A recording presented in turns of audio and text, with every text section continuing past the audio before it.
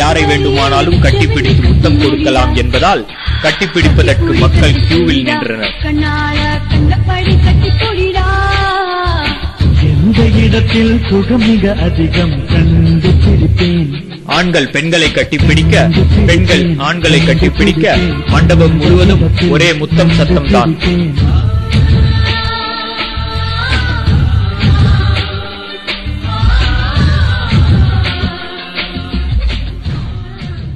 இதுவரை தமிழ்நாட்டில் மொத்தம் 3 டைனமிக் திருமணங்கள் நடந்துள்ளது என்றும் இந்த வருட இறுதிக்குள் 20 திருமணங்கள் நடத்த திட்டமிட்டுள்ளோம் என்கிறார்கள் டைனமிக் குழுவினர்.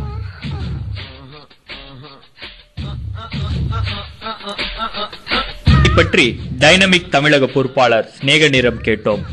இங்கே நடந்ததே இதுதான் உண்மையான தமிழ் கலாச்சாரம், பிறகுதான் ஆரிய சாஸ்திரம் சம்பிரதாயம் எல்லாம் புகுத்தப்பட்டது என்கிறார். கட்டிப்பிடித்து முத்தம் கொடுப்பது என்பது பாச பிணைப்பு. இது மனிதனுக்கு கிடைத்த அபூர்வ கொடுப்பினை.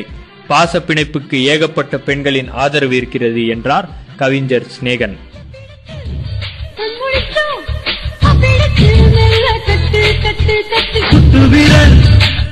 எது கலாச்சாரம் என்பது தமிழகத்தில் விவாத பொருளாக மாறியிருக்கும் சூழலில் தற்போது புதுக்கோட்டையிலிருந்து கிளம்பியிருக்கும் டைனமிக் கலாச்சாரம் மக்கள் மத்தியில் பெரும் சர்ச்சையை ஏற்படுத்தியுள்ளது.